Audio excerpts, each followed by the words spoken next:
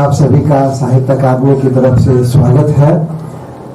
जैसा कि आप सभी जानते हैं कि कल इसका उद्घाटन हुआ और कल एक सत्र हम लोगों ने कविता पाठ का भी आयोजित किया, जिसमें 5 भाषाओं के कवियों ने अपनी कविताएं सुनाई। और आज इसका पहला सत्र जो विचार विमर्श का सत्र है, digital platform and literature of eastern regional languages, यह बहुत ही रोचक सत्र होगा, क्योंकि डिजिटल प्लेटफॉर्म पर आने से पहले अब इधर हाल फिलहाल तो नहीं कहा जाए, लेकिन काफी समय से डिजिटल प्लेटफॉर्म को हम लोग यूज कर रहे हैं। लेकिन पैंडेमिक सिचुएशन के पहले तक डिजिटल प्लेटफॉर्म को हम लोग जो प्रिंट मीडिया के लोग हैं बहुत ज्यादा गंभीरता से नहीं लेते थे, लेकिन पैंडेमिक सिचुएशन में हम लोगों ने इसे गंभीरता से लेना शुरू किया। और उस समय जो बड़े बुजुर्ग ऐसे राइटर्स जो ये कहते थे कि नहीं, ये टेक्नोलॉजी मेरे बस की बात नहीं है, मैं मोबाइल में नंबर सेव करना नहीं जानता, मैं व्हाट्सएप करना नहीं जानता, तो ऐसे ऐसे लेखकों ने जो है मोबाइल की टेक्निक्स को या कंप्यूटर की टेक्निक्स को बहुत गंभीरता से सीखा, जल्दी सीखा और सबसे ज्यादा यूज करना शुरू किया। तो इसलिए डिजिटल प्लेटफॉर्म पर जो साहित्य आ रहा है, किस किस तरह से आ रहा है, उसकी किस तरह की समस्याएं हैं, या डिजिटल प्लेटफॉर्म और प्रिंट मीडिया दोनों के माध्यम से जो साहित्य आ रहा है, इलेक्ट्रॉनिक मीडिया के माध्यम से जो साहित्य आ रहा है, तो उन सब के बीच किस तरह के संबंध हैं। और खासतौर पर डिजिटल मीडिया के माध्यम से ईस्टर्न रीजनल लैंग्वेजेस में आप देखें कि ठीक है, यहाँ कुछ मुख्य भाषाओं पर बात होगी, लेकिन बहुत सारी भाषाएं हैं जिन भाषाओं को हम के नाम हम नहीं जानते, लेकिन उन भाषाओं का साहित्य भी डिजिटल मीडिया के माध्यम से आ रहा है। तो तमाम तरह की चीजें होंगी। मुझे लगता है कि हमारे वक्ता उन चीजों को उठाएंगे। और एक चीज की तरफ मैंने कल इशारा किया था कि भविष्य में हो सकता है डिजिटल मीडिया के लिए जो है एक अलग तरह से पुरस्कार शुरू किए जाए, कि डिजिटल मीडिया के माध्यम से जो पुस्तकें आ रही हैं उसके लेखकों को पुरस्कार देना चाहिए। फिर ये भी सवाल उठ सकता है कि प्रिंट मीडिया और डिजिटल मीडिया के माध्यम से जो साहित्य आ रहा है, दोनों को जो यूनिवर्सिटीज में किस तरह से उसको ये किया जाए, उस पर विचार विमर्श हो। क्योंकि जो रिसर्च हो रहे हैं यूनिवर्सिटीज में, उसमें तो डिजिटल मीडिया के रेफरेंसेस दिए जा रहे हैं, लेकिन उस पर जो साहित्य आ रहा है, ये रेफरेंसेस सिर्फ दिए जा रहे हैं जो क्रिटिकल एनालिसिस है, जो क्रिटिसिज्म है, उसके रेफरेंसेस दिए जा रहे हैं। लेकिन प्रिंट मीडिया में जो चीजें आ रही हैं उसी पर विचार विमर्श किया जा रहा है। लेकिन भविष्य में यह भी होगा, उसकी संभावना भी है कि डिजिटल मीडिया के माध्यम से जो कविता संग्रह आ रहा है, जो उपन्यास आ रहा है, जो कहानी संग्रह आ रहा है, उसको भी रिसर्च में शामिल करना होगा। तो एक तमाम तरह की चीजें हैं और हमारे वक्ता इन चीजों पर विचार करेंगे। हमारे बीच चेयर करने के लिए हैं इस सेशन को श्री किरण कुमार सिंह जी, जो साहित्य अकेडमी में मणिपुरी भाषा परामर्श मंडल के संयोजक हैं। मैं उनसे अनुरोध करूंगा कि वे मंच पर आए। श्री किरण कुमार सिंह जी, उनका एक brief introduction. Currently the convener of the Manipuri Advisory Board of Sahitya Akademi, Shri N. Kiran Kumar Singh is a recipient of several awards. Professionally a former civil engineer, Shri Singh has more than 100 audio-video productions to his credit. An approved lyricist in the panel of All India Radio Imphal, Shri Singh is well known as a poet, critic and translator as well. बाकी हमारे 3 वक्ता हैं। श्री अरविंद्र ब्रह्म जी, जो बोडो के writer हैं और digital media को लेकर के काफी कुछ काम कर रहे हैं, उनसे अनुरोध है कि मंच पर आए। हमारे बीच हैं प्रोफेसर फादर जॉर्ज हरातिल जी, उनसे अनुरोध है कि वे मंच पर आए। हमारे बीच हैं श्री रूपेश जी, उनसे अनुरोध है कि वे मंच पर आए। बाकी वक्ताओं का परिचय मैं नहीं दूंगा, बाकी वक्ताओं का परिचय हमारे सभाध्यक्ष श्री किरण कुमार सिंह जी आपसे कराएंगे और वो उनसे अनुरोध है कि वे आगे का मंच संभालें और इस चर्चा को जितना फ्रूटफुल हो सकता है उसे बनाने की कोशिश करें। और ये भी कोशिश रहेगी कि आप लोगों के बीच से यदि बाद में 10 मिनट का इस तरह का अवकाश मिलता है तो आप लोगों के बीच से कोई सवाल आए श्रोताओं के बीच से तो उसको भी यहाँ लिया जाए। Shri Kiran Kumar Singh.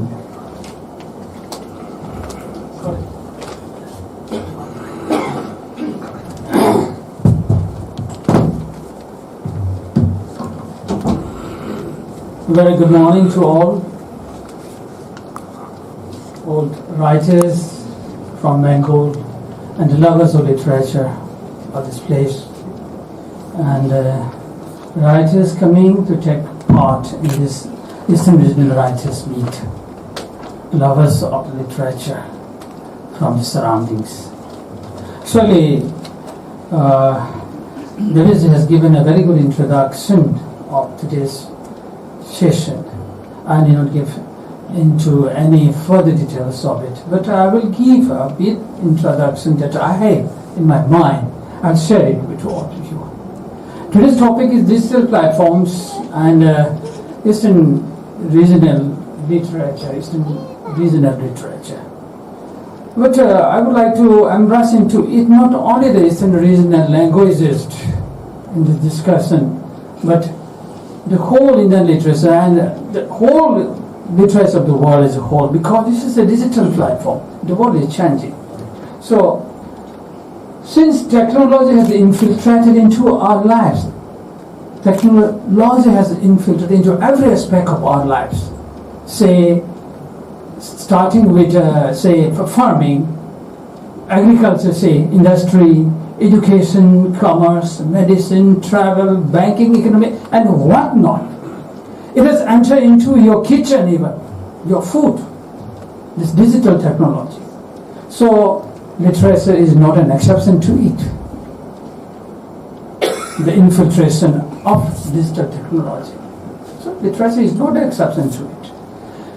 Just imagine at the rate we are going digital now, our next generation, I'm talking about literature now here, at the rate we are going, at the rate we are digitizing now our lives, say, our next generation might not have the joy of holding the first edition of a copy of your much loved author, or cherish the joy of finding a second-hand copy of a much cherished book which has not been in the market since years.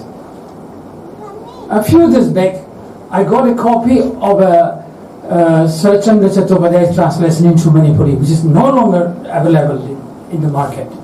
I enjoyed it. I cherished the joy of finding it at my home. I showed it to my friends. But with this age of digitization, this joy may no longer be available.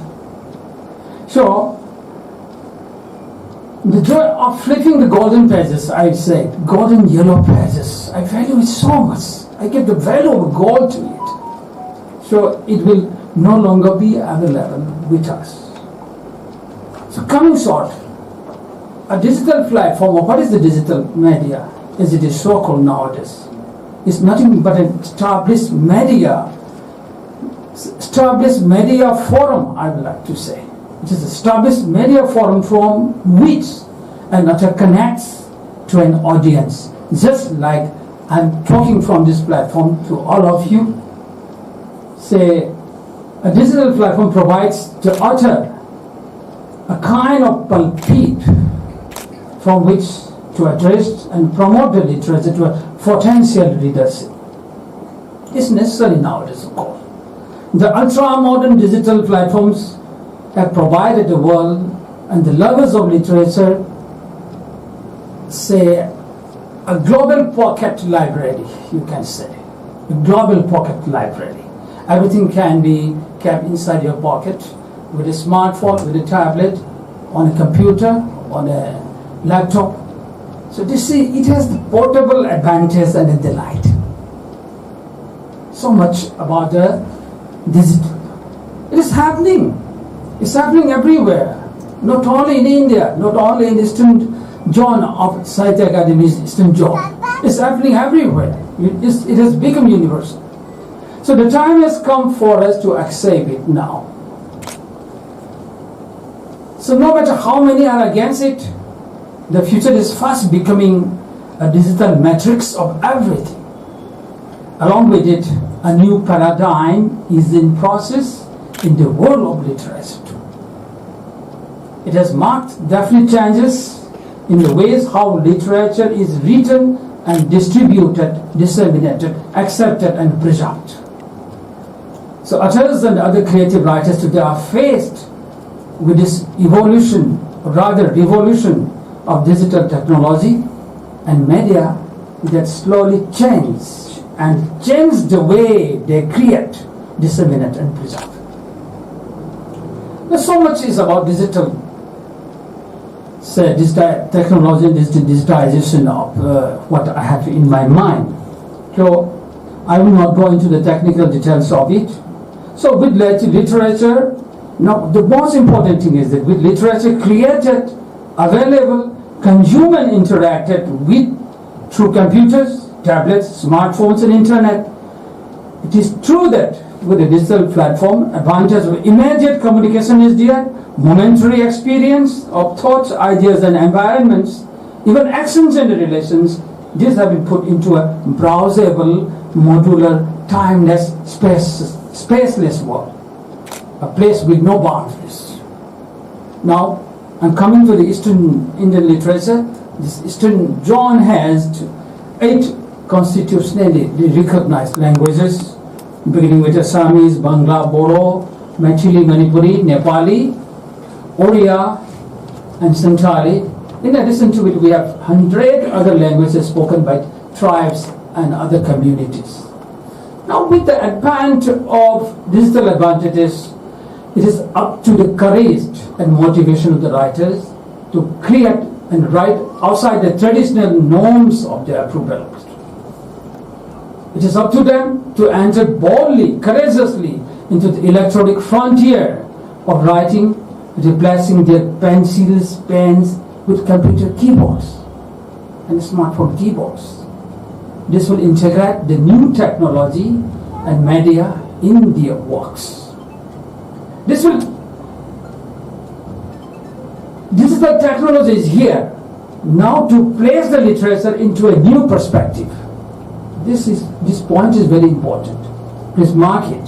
This will integrate the new technology into media in their works, and it is here to place the literature into a new perspective and perhaps even to bring a little bit of uncertainty that fuels authors' creativity and makes writing fun, easy and hard at the same time. As technology becomes more affordable and user-friendly, everybody can become a serious writer or a writer of some sort. We can see the number of blogs, web pages, social media sites that publish texts every day and literary works of different kinds. So the only hazard literature today faces is this illiterate use of digital facilities. Illiterate use of digital facilities. I will talk, if I find time, at the conclusion of the session to talk something about digital literacy, of course. So we shall now hear from 3 scholars who will identify the level of writers' awareness and intersection of creative process of pre-writing, writing and post-writing on one side, and the technology and tools on the other side as available in the 3 languages. So I have here 3 scholars. Mr. Alendra Brahma from Bodo language. Alendra Brahma is a noted linguist, poet, fictionist and a critic. Sri Alendra Brahma is presently working as in charge of Northeastern Regional Language Center, Guwahati. He has authored around 12 books besides editing 13 books and translating 2 books. Among his works already published there are Modern Bodo Grammar and Introduction to Phonology. it will be very interesting to listen to hear from him, Alendra Brahma. I just had, as we came from guest house to the Sahitya Akademi office, we had a little chat about this digital literacy also. So let's first listen to Alendra Brahma, and keep note if there are any questions you like to pose on him, just make it known. We shall answer. I will ask Alendra to answer the letter after the end of the session with 3 scholars. Thank you very much, and a very good morning again.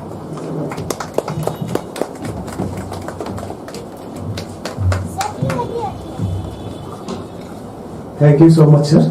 Namaskar. A very good morning to one and all. The respected chairperson of the session, Mr. Singh, respected regional secretary of Sahitya Akademi, Kolkata, respected conveners of different language advisory boards under the region, and all the guests, ladies and gentlemen, on and off the dais. This is a privilege actually for me to be here actually, because I'm not actually neither from literature nor from technology. Basically I work on languages, and limited to Boro-Garo group of languages, which include Boro, Garo, Dimasa, Tiwa, Deuri, Kokborok, etc. So, I do not know how much I fit into this topic, but I agreed to attend the meet with the same topic. So, before I bring literature into digital platform, I would like to say a little about digital platform from other people's knowledge actually. It's not my own knowledge. So a digital platform may be defined differently based on what it is used for. So in general, it is an online page that provides facilities to users to create their content and digitally collaborate, interact and transact. The available and popular platforms created until today are the social media platforms such as Facebook, Twitter, Instagram, WhatsApp, etc. Then we can find service platforms such as e-games, e-books, cloud-based software programs, websites, streaming music, etc. Then we can get media sharing platforms such as Facebook again, Instagram, Twitter, TikTok, Pinterest, LinkedIn, etc. Literature may fit into all of these platforms. So how can it help literature? Actually, it doesn't help in writing the literature except the keyboard. So already Mr. Singh, as the chairperson, has told that there is, different steps like pre-writing and post-writing. So it can be a part of pre-writing step. So literature has its existence since the time of, we can say, like Babylonian epic of Gilgamesh, from BC 2150, which deals with themes like heroism, pride, nationality, friendship, disappointment, death, and the quest for an eternal life. It doesn't require any proof that literature came into existence much more before than technology, and it can exist without technology. However, if technology can help literature, it in many aspects, such as creating an easy portal to it, different easy to access platforms for it, boosting the publicity and effectiveness of it. It is a blessing for literature to have technology assistance. Technology can help literature in many ways, such as it can enable in quickly publishing the literary genres and reaching readers, reducing the time and cost required for it. It can streamline and improve the user's experience very easily with dynamic web contents. It improves visibility of the content and helps in reaching a wide readership with personalized and customized technologically created features. A digital platform empowers the users in quickly revising their content in no time to make them flawless. It can help in checking the plagiarism and similarities the authors may commit, thereby losing the bona fide values of the original work. A digital platform can increase self-service functionality for customers, the readers, inquiries, and automate some back-end operations. This will definitely save the valuable time and mental bandwidth of the forend. Now, as per the languages of Eastern region of the country is concerned, we have one classical language, that is Oriya, and we have two pluricentric languages. So some of you may not be aware of the term pluricentric. So this is a very, it is a very old term, of course, but recently it was used by UNESCO that we can have the term pluricentric. Pluricentric means it is a combination of plural and center. So languages which are used as official languages in more than one country, they can be termed as pluricentric languages. So Bengali and Nepali, they are used in more than one country as official languages, so we count them under pluricentric languages. So we have two pluricentric languages in our region, and the major Indian languages, in the category of scheduled languages, we have 8. Already we have mentioned it again and again in the meet. So we know the 8 languages, but I just want to mention again them with the strength of speakers. So Bengali is spoken by around 97 million in India. Then we have Oriya in the second in terms of the number of population. So Oriya is spoken by 37.5 million speakers in India. Then comes Assamese, spoken by 15.3 million population in India. Maithili by 13.5 million people in India. Then we have Santali, spoken by 7.38 million population in India. Then Nepali by 2.9 million people in India. Manipuri by 1.76 million in India. Boro by 1.48 million in India. Apart from these languages, we have also other languages in the region. As per the Census of India 2011, if you go through the report, you can find that most of the languages, around 80% of the languages in India are spoken by this region. So some of the languages I would like to mention here, like Adi, Anal, Angami, Ao, Bhutia, Bhumis, Biate, Vishnupriya, Chakesang, Chokri, Deuri, Dimasa, Gante, Garo, Habli, Halam, Hamar, Ho, Zuan, Kabui, Karbi, Kharia, Khasi, Kheja, Kamlungam, Kisan, Koch, Kom, Kodiak, Kuki, Kuruk or Orang, Lakher, Lalung or Tiwa, Lecha, Liangmai, Limbu, Lotha, Mizo or Lusai, Malto, Mao, Maram. We have 2 languages with this name. Maram can be from Austro-Asiatic, which is spoken in West Khasi Hill areas of Meghalaya. Then again, we can find another Maram language which is from Tibeto-Burman family.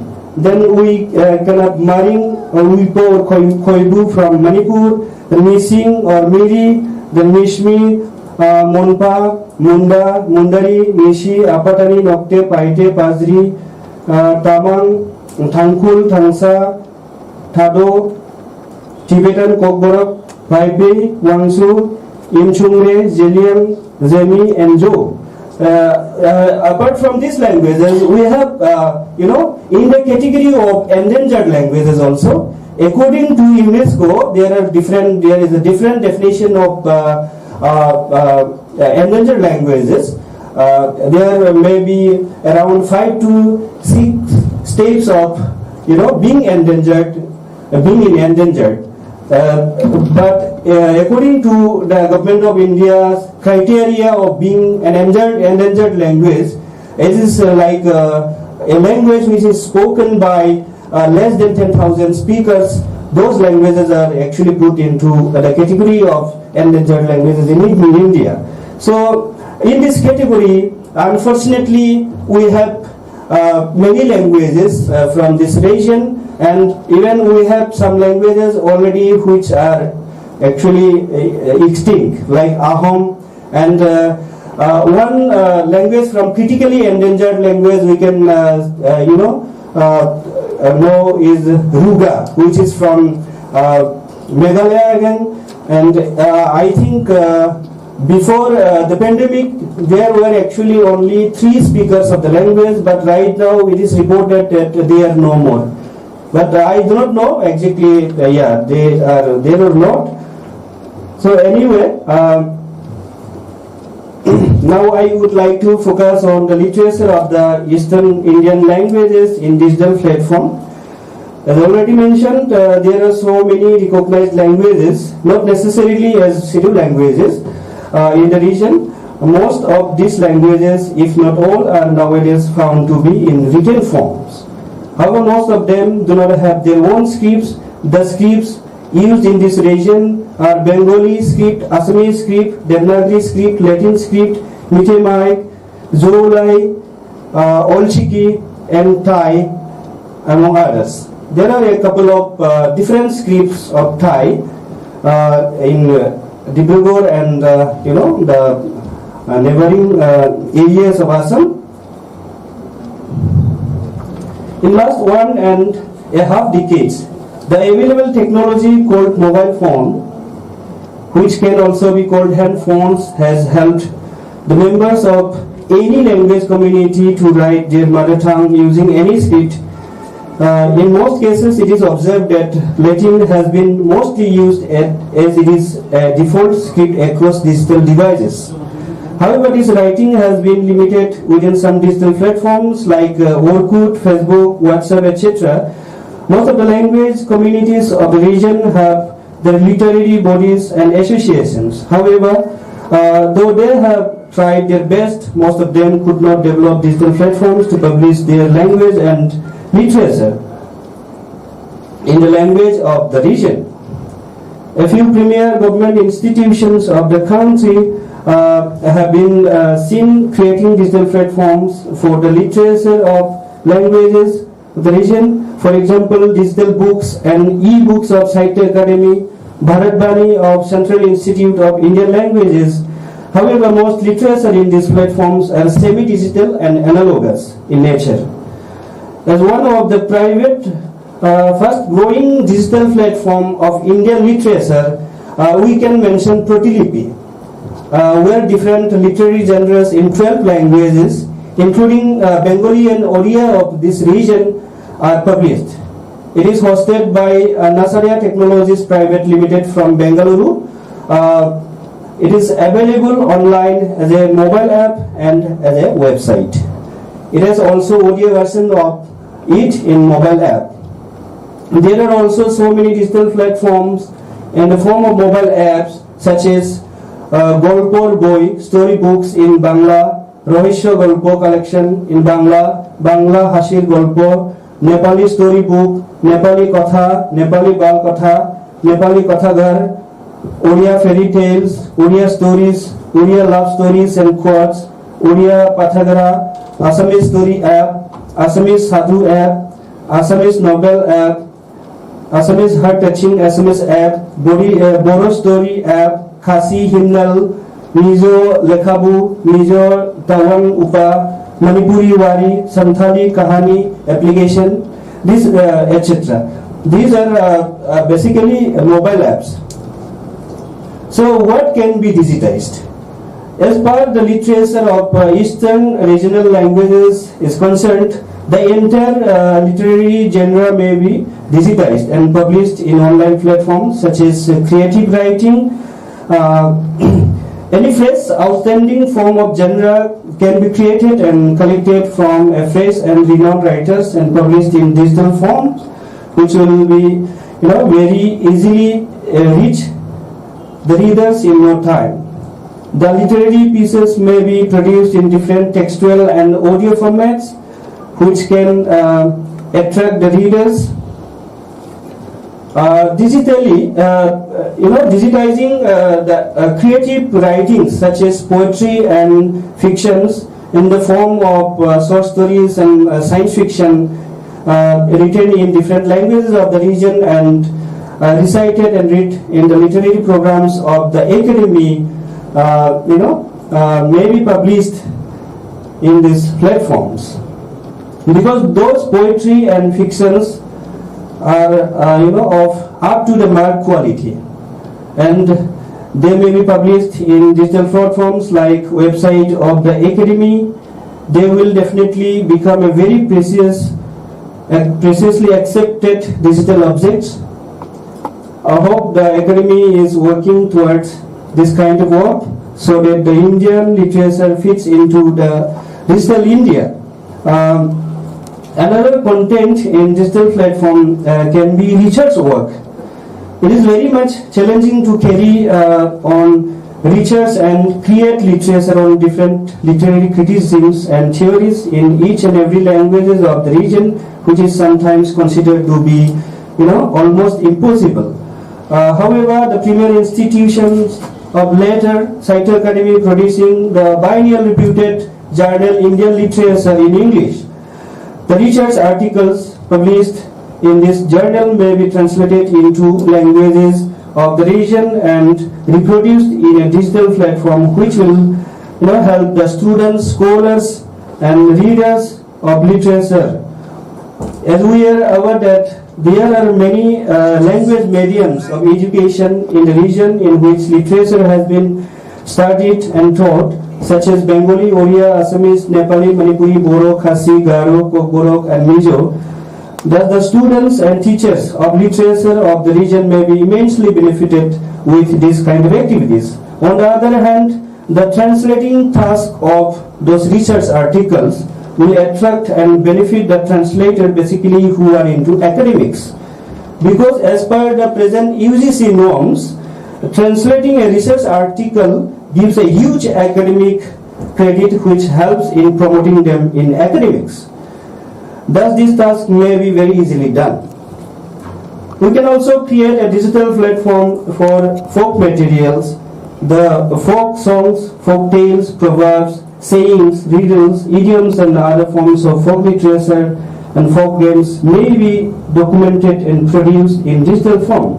This will definitely attract even the young ones in knowing, understanding and revitalizing their tradition. This will lead to refreshing one's tradition which is in the state of endangerment. For example, if we can recreate the endangered and extinct folk games, folk songs and folk tales and put them into the digital platform, they will definitely get into their existence amongst the folk concerned. This will also enrich the language concerned with the basic vocabulary items such as kinship terms which are already endangered. Like we are now, going to, use other people's terminology in our basic, vocabulary, like kinship term, ma, baba. We have started, adopting mummy, papi, daddy kind of terms. So this will help in revitalizing those kind of native words which are so much close to our hearts. In this way, the folk songs, the folk tales will enrich the concerned language community with refreshing cultural and other values of being human from the traditional point of view. Now, with a few more things to say, I would like to conclude my talk. Technology leapfrogged in the last couple of decades, and it could be accepted to be a blessing for literature. However, the last couple of years taught us the value of effectiveness of technology. This is one of the positive effects of COVID-19. It has taught us how we can take advantage of the existing technology without wasting the natural resources. I would like to quote from www.theworldcounts.com that the environmental effects of paper production include deforestation, the use of enormous amount of energy and water, as well as air pollution and waste problems. Paper accounts for around 26% of total waste at landfills. The literary bodies supported by central and state governments such as Sahitya Akademi, NBT India, Central Institute of Indian Languages, and other literary organizations and associations may work towards the documentation of different precious literary genres and folk materials and store them safe in digital platform so that they can reach the world to preserve, revitalize, promote and develop them.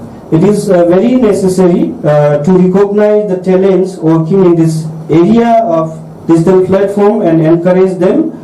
One very important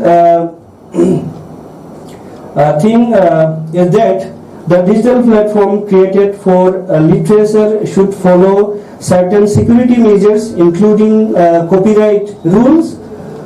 They should also add the metadata of the authors, translators, editors, and compilers, giving them proper credits. So thank you so much for listening. Thank you.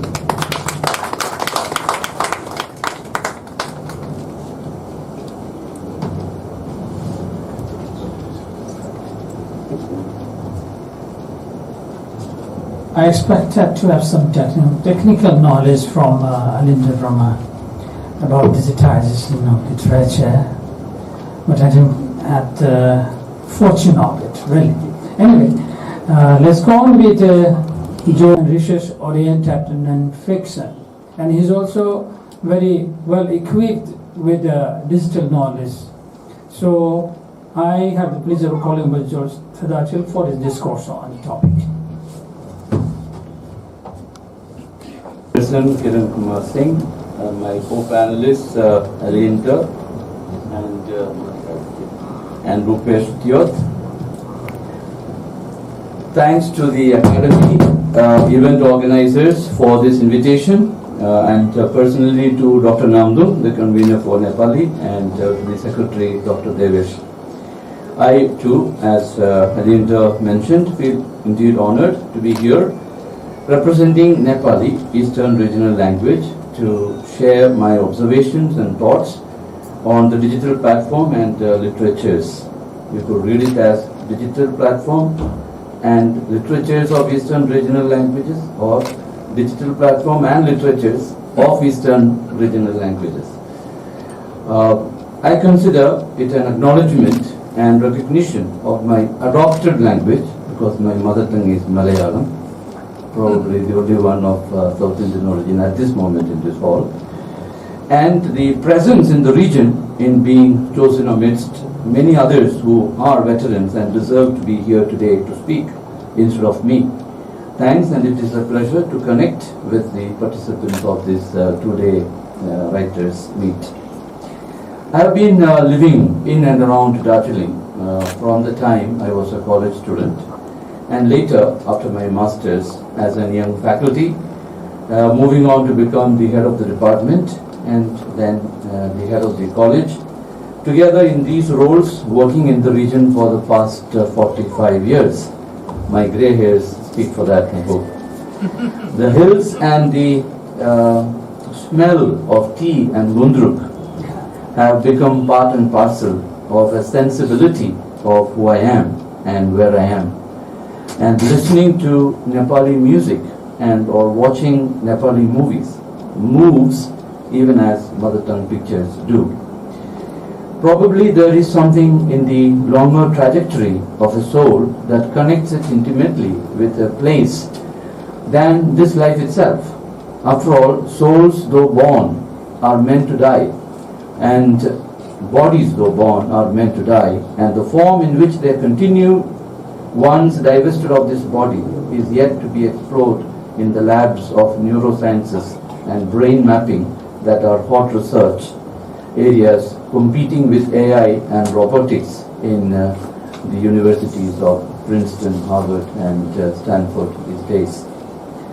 Darjeeling as a destination and location has been privileged place in terms of advancements of technology.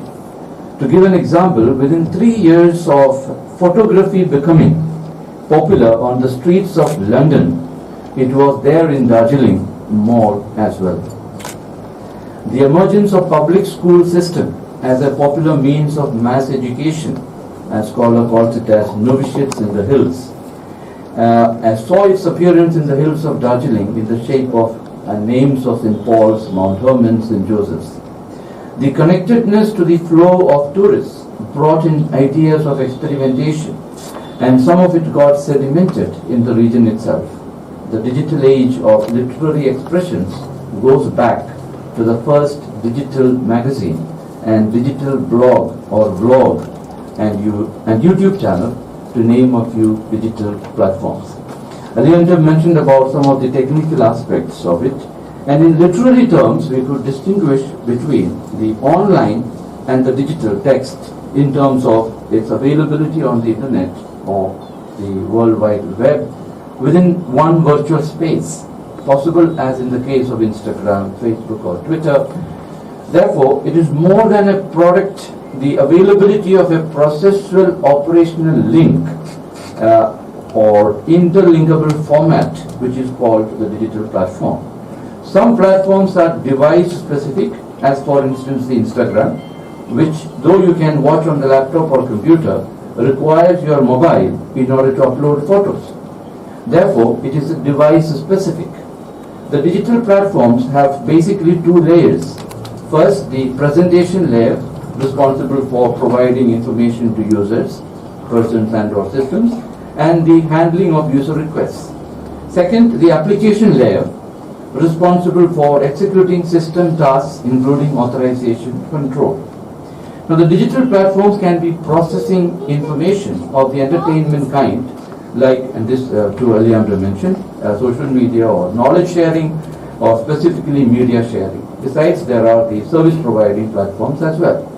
So examples of successful digital platforms include social media platforms like Facebook and Twitter, Instagram, LinkedIn, knowledge platforms like Stack Overflow, Quora, and Yahoo Answers, etc. Media sharing platforms like YouTube and Spotify, Vimeo, and service providing platforms like the Airbnb, Uber, or Zomato, etc. So this is the area within which.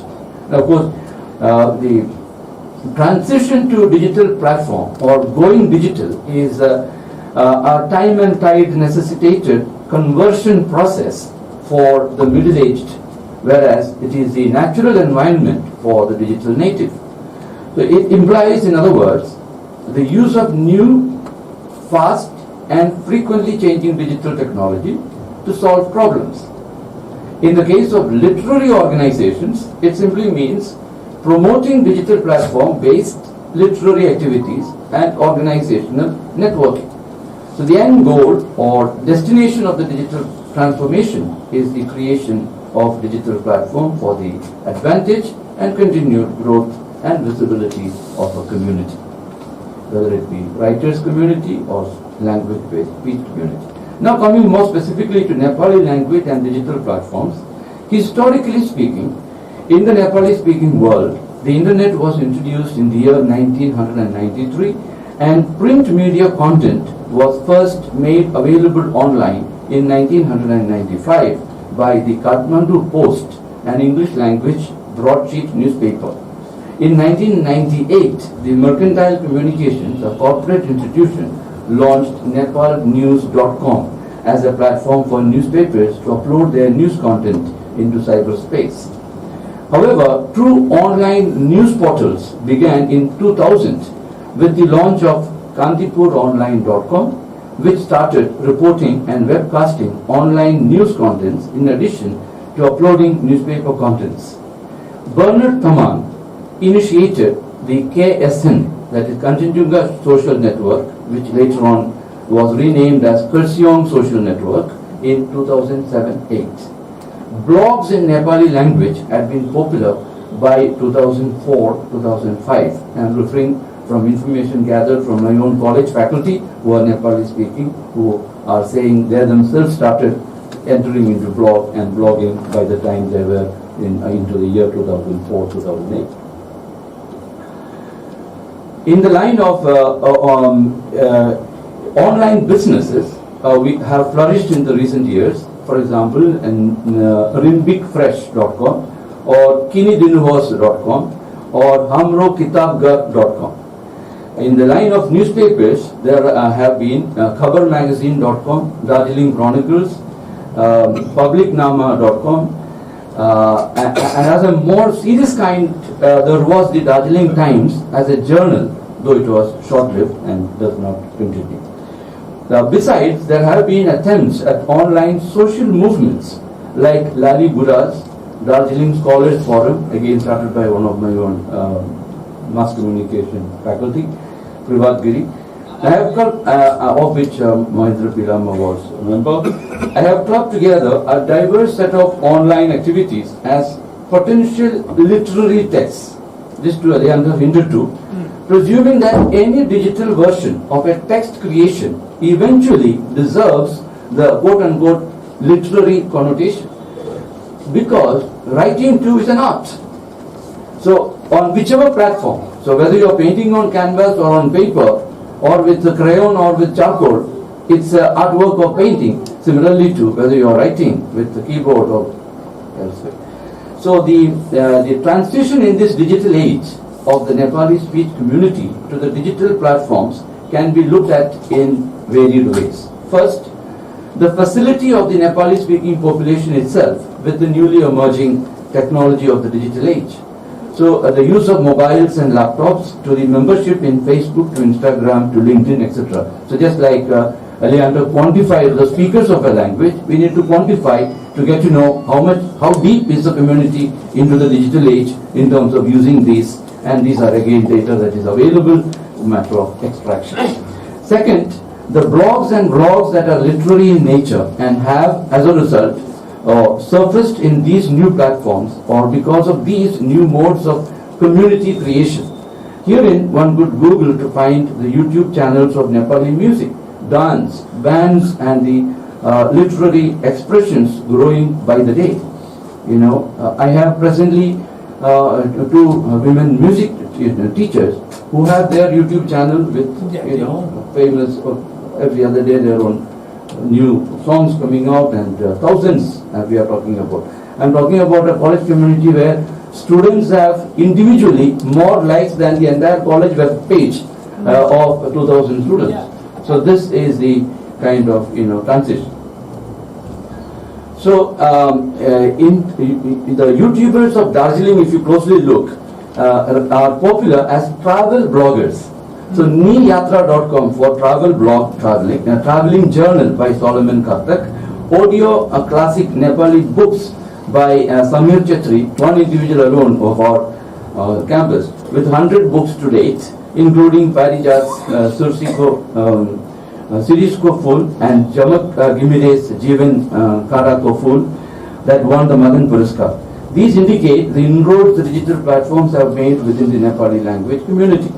And thirdly, the digital or the newly converted version of the old. And here I would like to refer to our own institutional experience of being the only Nepali language radio in the country. The campus radio or community radio, Radio Solution 90.8 FM. Now, in order to reach out to the Nepali speech community, not only within the physical location as per the availability of the reach of the transmitter, which is 3 air kilometers and covers the entire Balasan Valley from Sonara to Merik and a little beyond into Nepal, where the college campus in the hills is located, but also to others beyond. In the internet, radio has been activated. So 12 hours of the live radio and 12 hours of the repeat of the same for international listeners across the world. So you can just go on your mobile, go to listen to my radio and type in Radio Solution 90.8 wherever you are in the world, and you get what is being transmitted from a small village of Goravari in Darjeeling Hills. So some of the content has been converted into podcast and YouTube channel by weekly campus news being uploaded on Solution TV for the sake of the young students and their liking. So for both the campuses.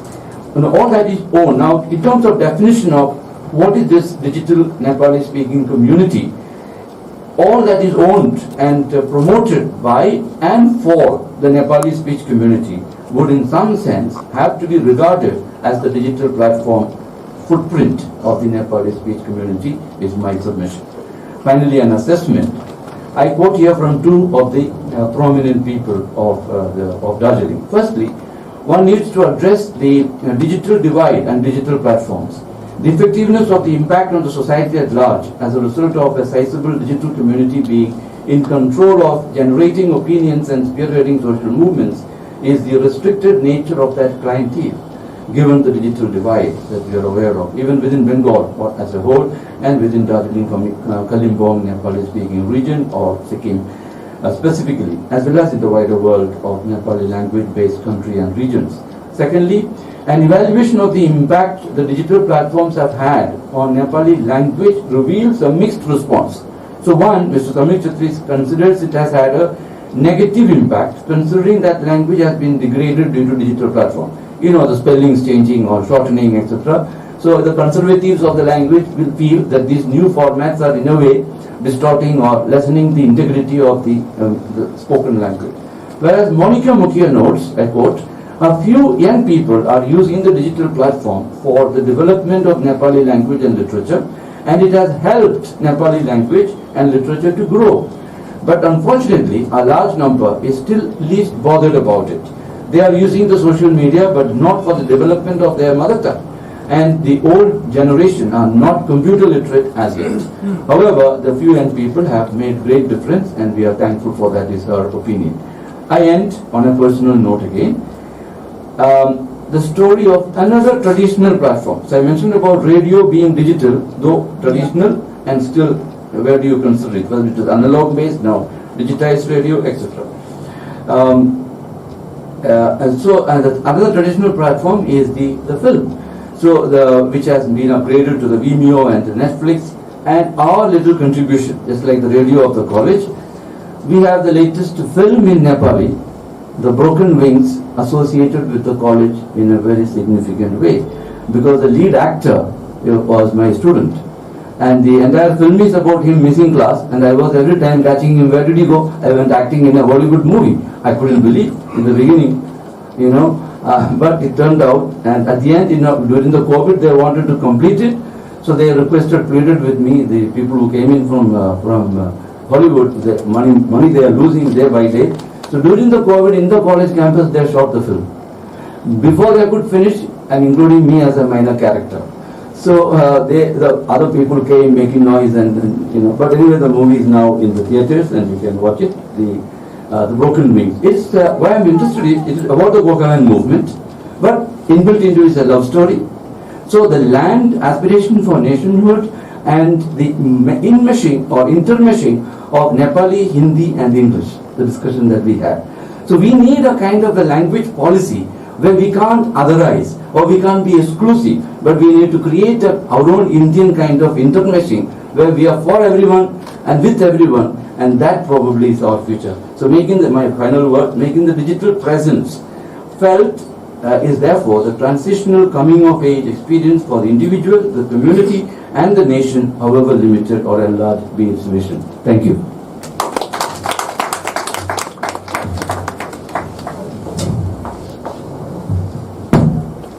जी हमारा time 11:30 तक दिया गया ना. So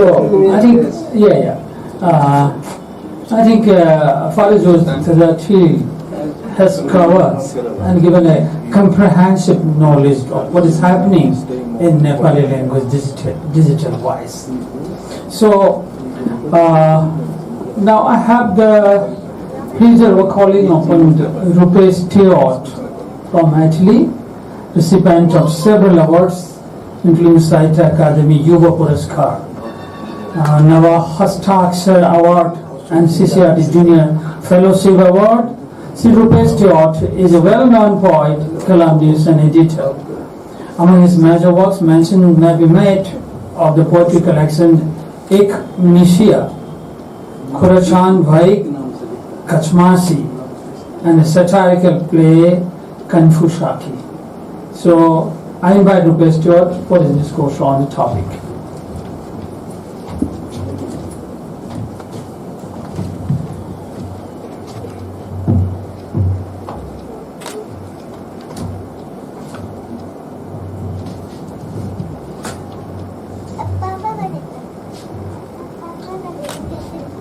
सत्रक अध्यक्ष श्री किरण कुमार सिंह जी, मंचासीन श्री अनिंद्र ब्रह्म जी, Shri George तारातिल जी, सभागार में उपस्थित सुधीजन, regional board of convener doctor Ashok Avichal ji, regional secretary doctor Devendra Kumar Devesh ji, संगे विभिन्न भाषा विद्वजन जे हम उपस्थित है तिनका सबके सभागार में उपस्थित समस्त गोटे के प्रणाम निवेदित करै छी। कार्यक्रम के विधान अनुरूप मैथिली में लिखल आलेख के हम हिंदी अनुवाद एतय राखि रहल छी। विषय अछि डिजिटल प्लेटफॉर्म और पूर्वी क्षेत्रीय भाषाओं का साहित्य। साहित्य लोक कल्याण की भावना से उत्प्रोत एक अभिव्यक्ति है और इसे माध्यम की जरूरत पड़ती है। प्राचीन समय से अलग अलग कालखंडों में इसे बोलकर, सुनकर, तो कभी लिख पढ़कर अभिव्यक्त किया गया, प्रसारित किया गया। सभी अभिव्यक्ति के माध्यमों की एक सीमा होती है और इसी सीमा को तोड़ने और इसकी पहुंच को बढ़ाने के लिए साथ ही पहुंच में भी विस्तार होता गया। जब साहित्य को हाथ से लिखकर प्रस्तुत किया जाता था तो इसकी पहुंच कुछ ही लोगों तक रहती थी। फिर मशीन और छपाई ने इसे और भी लोगों तक पहुंचने की सुविधा प्रदान की। हम कह सकते हैं कि एक बड़ा कालखंड इस अभ्यास को दोहराता रहा और हम साहित्य को कागज पर पढ़ते रहे। इसमें किताबों, पत्रिकाओं, समाचार पत्रों के द्वारा लेखकों और प्रकाशकों ने महत्वपूर्ण योगदान दिया। एक पाठक के रूप में कागजों और छपे अक्षरों के हम अभ्यस्त हो गए। प्रकाशन के माध्यम से हमने ज्ञान विज्ञान की हमारी सदियों पुरानी परंपरा को न केवल अक्षुण्ण रखा बल्कि इसे एक समाज के रूप में हमने पल्लवित किया, पुष्पित किया। मानव स्वभाव से ही जिज्ञासु और नव अनुसंधान के प्रति आग्रही रहा है। हम इसी प्रकार से बने हैं कि नवाचार की दिशा में हमें बढ़ना होता है, यह हमें आकर्षित करता है। हमारे इसी गुण ने हमें विकास की ओर निरंतर ले जाने में सक्षम है। कहा जाता है कि जो समाज नए अनुसंधान का स्वागत नहीं करता है पीछे छूट जाता है। ज्ञान विज्ञान अनुसंधान के साथ ही अस्तित्व बचता है और समाज रूपी वृक्ष में नव पल्लव भी जुड़ते हैं। साहित्य समग्र रूप से समाज का प्रतिनिधित्व करता है और इसलिए साहित्य में भी नव अनुसंधान के प्रति आग्रह स्वाभाविक है। भाषा साहित्य के विकास में जटिल सामाजिक राजनीतिक कारक मौजूद होते हैं। अलग अलग सामाजिक राजनीतिक परिदृश्य में संभावनाएं और चुनौतियां पृथक होती हैं। डिजिटल प्लेटफॉर्म और पूर्वी क्षेत्रीय भाषाओं का साहित्य मेरे आलेख का विषय है, जिसमें मैथिली, बांग्ला, उड़िया आदि के परिप्रेक्ष्य में मैं अपनी बात यहाँ रख रहा हूँ। पूर्वी क्षेत्र की भाषाएं अपने आरंभिक समय से ही एक साथ बढ़ी हैं और इनका साहित्य भी लगभग जुड़ा हुआ है, लेकिन आधुनिक काल में इनकी परिस्थितियां अलग रही। लिहाजा इनमें जो पृथक बिंदु मेरे विषय अंतर्गत आएगा उन पर मैं अलग से प्रकाश दूंगा। बाकी चीजों को आप संपूर्ण रूप में देख सकते हैं। डिजिटल युग ने एक क्रांतिकारी बदलाव लाया है, जिसमें विश्व संस्कृति का चेहरा बदल दिया है। जिस प्रकार परिवर्तन का हाथ पकड़कर कागजों और छापाखानों ने हमारे बीच दस्तक दी थी, ठीक उसी तरह डिजिटल माध्यम ने भी हमारे बीच पहुंच बनाई है। डिजिटल युग के विकास से अनेक आमूल परिवर्तन देखने को मिले हैं, जिसे समाज ने धीरे धीरे स्वीकार किया है। साहित्य इससे अछूता रहे यह संभव नहीं है। साहित्य को व्यक्ति के लिए तकनीक से लैस एक माध्यम की एक सहज और सुलभ माध्यम इस रूप में मिला है, जिसे ऑनलाइन मीडिया डिजिटल माध्यम कहते हैं।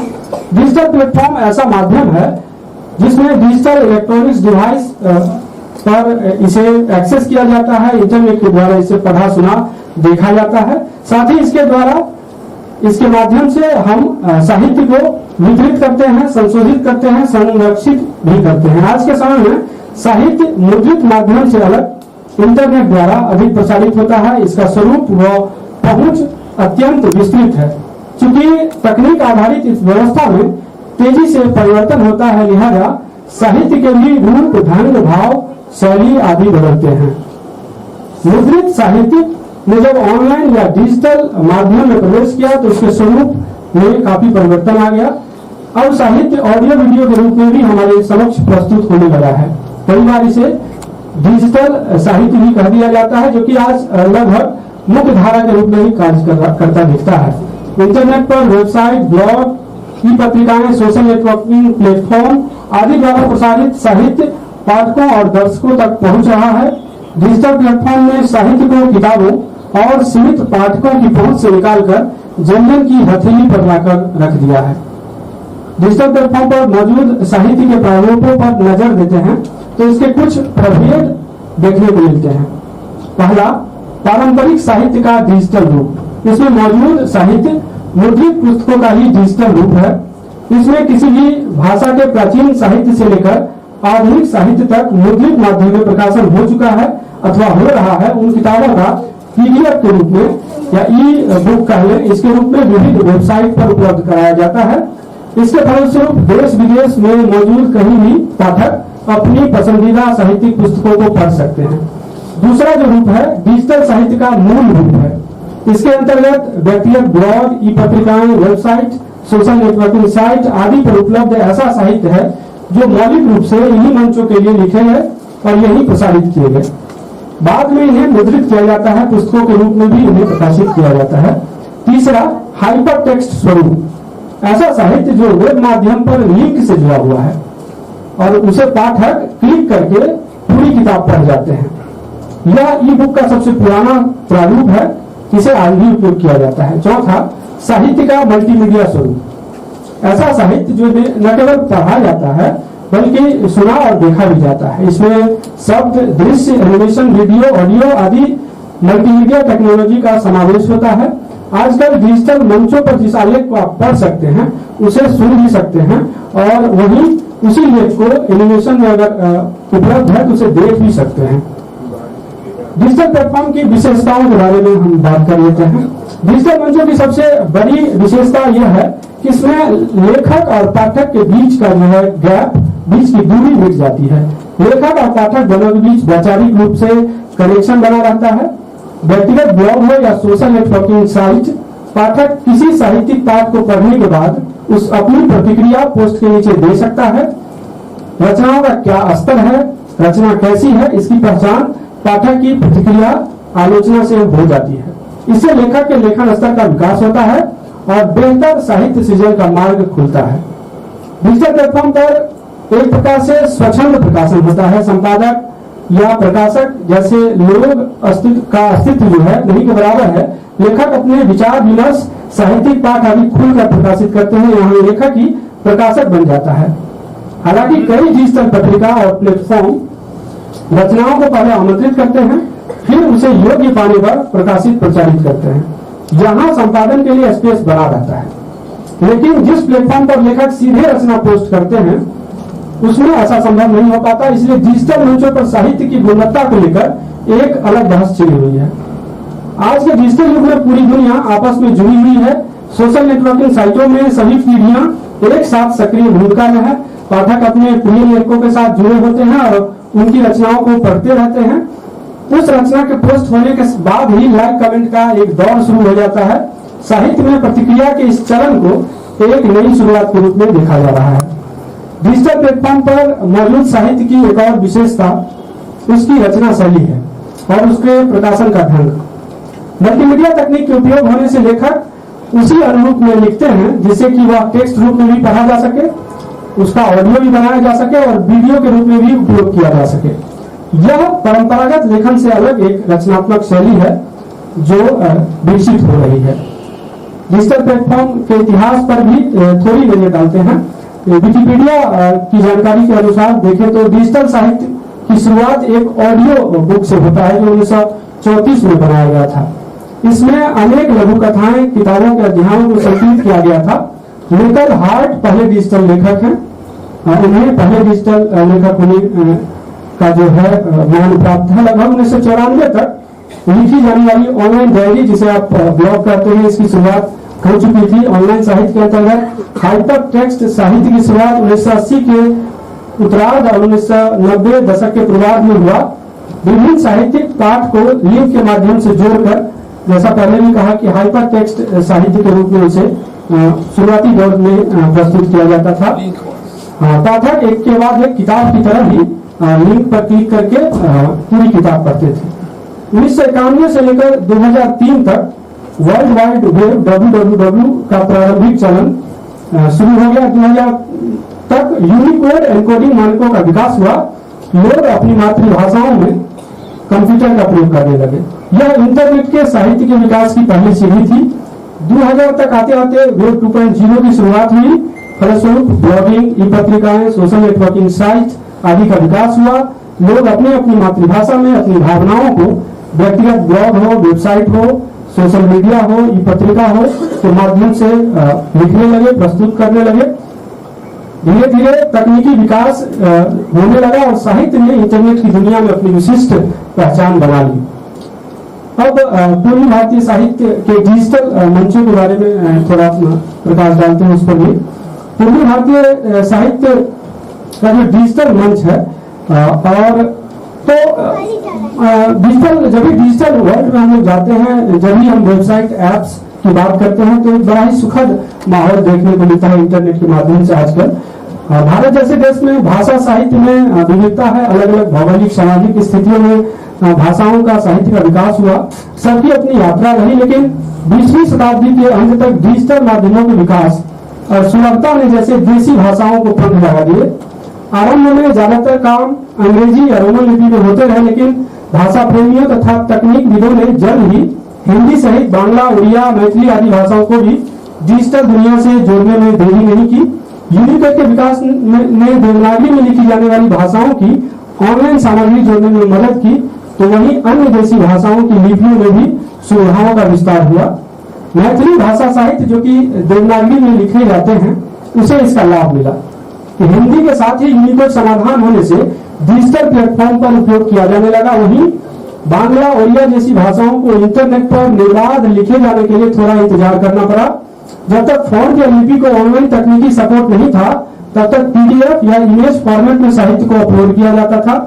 हालांकि जल्द ही इसका समाधान हुआ और लगभग सभी भारतीय भाषाएं इंटरनेट के माध्यम से अधिक लोगों द्वारा लिखी जाने लगी। आज भी मैथिली भाषा की अपनी लिपि मिथिलाक्षर में इंटरनेट पर सुगमता के साथ लिखा नहीं जा सकता है। व्यक्तिगत या संस्थागत स्तर पर कुछ प्रयास होते रहते हैं जो अपर्याप्त हैं। बहुभाषी डिजिटल प्लेटफॉर्म विकिपीडिया, कविता कोश, गद्य कोश आदि जैसे प्रयासों ने हिंदी सहित मैथिली, बांग्ला, उड़िया आदि भाषा साहित्य को भी बढ़ाने का काम किया। साहित्य अकादमी के माध्यम से ही डिजिटल मंचों के उपयोग तथा साहित्य के ऑनलाइन प्रसार के लगातार प्रयास किए जा रहे हैं। यहाँ कुछ महत्वपूर्ण डिजिटल प्लेटफॉर्म की चर्चा कर रहे हैं जो लगातार पूर्वी क्षेत्रीय भाषाओं में कार्य करते हुए साहित्य को समृद्ध करने में लगे हैं। डिजिटल संसार इतना बड़ा है कि और जब आप उसको एक्सप्लोर करते हैं, देखने जाते हैं, रिसर्च करते हैं, तो विशाल कंटेंट, विशाल भंडार मिलता है। सभी का उल्लेख आलेख संभव नहीं, तो हम कुछ चुनकर जो प्रेरणा भी बन सकते हैं और प्रेरणा स्वरूप है और अच्छे कार्य जो कर रहे हैं भाषाओं में, उनका उल्लेख हमने आलेख में किया है। मैथिली भाषा साहित्य के संदर्भ में बात करें तो डिजिटल जगत में आरंभ से ही मैथिली भाषा की उपस्थिति रही और लगातार उल्लेखनीय प्रयास हुए। मैथिली भाषा साहित्य के क्षेत्र में डिजिटल गतिविधि की शुरुआत 2004 से माना जाता है। लगभग 2004 से ही ब्लॉगिंग ये सब भारतीय सभी भाषाओं में लगभग उसकी शुरुआत हुई। तो इसी के साथ मैथिली की भी शुरुआत उसी समय से माना जाता है जब वेब पत्रिका, ब्लॉग आदि आरंभ हुए। उस समय ऑनलाइन साहित्यिक पत्रिका कतेक्रास बात, भालसरिक गाछ, पल्लव मिथिला, हेलो मिथिला सहित कुछ प्रयास ने इसके आधार को मजबूत बनाया। आगे चलकर कुछ अस्थायी और महत्वपूर्ण डिजिटल प्लेटफॉर्म उभर कर आए। इन साहित्यिक मंचों में विदेह, हेलो मिथिला, ई मिथिला, मिथिमीडिया, मिथिला दर्शन, बाजा ऐप आदि कतिपय डिजिटल प्लेटफॉर्म साहित्य क्षेत्र में लगातार उल्लेखनीय कार्य कर रहे हैं। यहाँ थोड़ा विस्तार से जानते हैं। हेलो मिथिला डिजिटल जगत में मैथिली भाषा साहित्य को लेकर आरंभिक ठोस कार्यों में हेलो मिथिला का नाम लिया जा सकता है। इसके संपादक संचालक हितेंद्र गुप्ता हैं और इस प्लेटफॉर्म पर साहित्यिक रचनाओं के साथ साथ सांस्कृतिक गतिविधि भी अपडेट किया जाता है। यह वेबसाइट 2006 में शुरू हुआ और अपने आरंभिक दिनों में खूब चर्चित रहा। आज भी hellomitla.com सक्रिय रूप से कार्य कर रहा है। दूसरा जो उल्लेखनीय पोर्टल है विदेह। विदेह मैथिली जगत में ई पाक्षिक पत्रिका के रूप में है। साहित्य को समृद्ध करने में इसका महत्वपूर्ण योगदान है। विदेहा.co.in पर दी गई जानकारी के अनुसार इस ई पत्रिका की शुरुआत जनवरी 2008 में हुई। लगातार इसके अंक आते रहते हैं। कई विशेषांक भी समय समय पर इसके द्वारा प्रकाशित किए जाते हैं। इसके संस्थापक संपादक गजेंद्र ठाकुर हैं।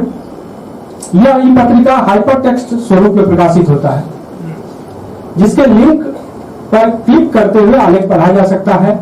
साथ ही इसके सभी पुराने अंक पीडीएफ के रूप में वेबसाइट पर उपलब्ध हैं। विदेह ने एक अभियान के तहत मैथिली भाषा साहित्य को वेब पर बढ़ाने, संरक्षित करने का कार्य किया है। पत्रिका के अलावा भी अनेक महत्वपूर्ण पुस्तकों को ई बुक के रूप में वेबसाइट पर उपलब्ध कराया गया है, जो कि पाठकों और अध्येताओं के लिए उपयोगी है। मिथिमीडिया मिथिमीडिया मैथिली भाषा में एक अग्रणी डिजिटल प्लेटफॉर्म है, जिसके माध्यम से भाषा, साहित्य, संस्कृति सहित विविध विषयों की सामग्री प्रसारित की जाती है। इसकी शुरुआत 15 अगस्त 2012 को हुई। कथा, कविता, व्यंग, आलेख सहित सांस्कृतिक क्रियाकलाप की जानकारी भी यहाँ प्रस्तुत की जाती है। इस डिजिटल मीडिया प्लेटफॉर्म की शुरुआत हमने हमारे कुछ साथियों के साथ की थी और यह 10 वर्ष पूर्ण कर रहा है। इस 15 अगस्त को विकिमीडिया ने 10 वर्ष पूर्ण कर लिए हैं अपनी स्थापना के। इसके बाद ई मिथिला युवाओं ने वैश्विक पटल पर मैथिली साहित्य को प्रस्तुत करने के लिए इस वेबसाइट की शुरुआत की। ऑनलाइन साहित्य के क्षेत्र में इसके उल्लेखनीय कार्य हैं। साहित्य की सभी विधाओं में उत्तम रचनाओं को प्रकाशित किया गया है। गद्य, पद्य, आलोचना, अनुवाद आदि विधाओं में गंभीर रचनाओं को प्रकाशित कर लाखों लोगों तक अपनी पहुंच बनाई है। 2015 से संचालित ई-मिथिला.in के संपादक बालमुकुंद और विकास वैष्णव हैं। मिथिला दर्शन मैथिली की प्रतिष्ठित प्रिंट पत्रिका मिथिला दर्शन का ही यह डिजिटल संस्करण है। प्रकाशित पत्रिका के पीडीएफ को mithiladर्शन.com पर पढ़ा जा सकता है। इसके साथ ही कई पुराने अंक भी सुरक्षित रखे गए हैं। साहित्य से जुड़ी विरल जानकारी आप यहाँ ले सकते हैं। उदय नारायण सिंह नचिकेता इसके प्रधान संपादक है। यह पत्रिका पिछले कुछ अंकों से स्थगित है, लेकिन प्रिंट और डिजिटल दोनों ही स्वरूप में इसका उल्लेखनीय साहित्यिक महत्व है। इनके अतिरिक्त अनेक डिजिटल उपक्रम, व्यक्तिगत blog, Facebook group, YouTube channel, पत्र पत्रिकाओं से जुड़े वेबसाइट आदि माध्यमों से मैथिली साहित्यिक गतिविधि अनुप्राणित है। इसमें लगातार वृद्धि हो रही है और नए नए लोग इससे जुड़ते जा रहे हैं। मैथिली सदृश भाषा साहित्य के लिए यह सब गतिविधि इसे सबल और सक्षम बनाती है। अब बांग्ला साहित्य, भाषा साहित्य के डिजिटल प्लेटफॉर्म की कुछ चर्चा कर लेते हैं। क्योंकि बांग्ला का बहुत विशाल क्षेत्र है, साहित्यिक क्षेत्र, और डिजिटल मीडिया पर भी बहुत सक्षम प्रयास हुए हैं और आरंभ से ही हुए हैं। मैं यहाँ कुछ प्रेरणा के रूप में ही एक आध वेबसाइट का ही जिक्र करूंगा बांग्ला और उड़िया का। उसे हम एक ऐसा ले सकते हैं कि ऐसे महत्वपूर्ण कार्य बांग्ला उड़िया में होते हैं, होते रहे हैं और बहुतायत ऐसे कार्य हुए हैं। बांग्ला भाषा साहित्य डिजिटल प्लेटफॉर्म के मामले में कई अधिक विकल्पों और प्रयासों के साथ बहुत बेहतर स्थिति में है। देखा गया है कि जिस किसी भाषा साहित्य में पत्र पत्रिकाओं की स्थिति सुदृढ़ है, डिजिटल मंचों पर स्थिति मजबूत है। कई बड़े अखबार और पत्रिकाओं के डिजिटल स्वरूप में आने से भाषा और फिर साहित्य के लिए अस्थायी स्पेस मिल जाता है। साहित्यिक पत्रिकाओं की भी समृद्ध परंपरा बंगाल में मौजूद है। लिहाजा आज के समय में सभी पत्रिका और अपने वेबसाइट के माध्यम से सीधे अपने पाठकों के साथ जुड़ते हैं।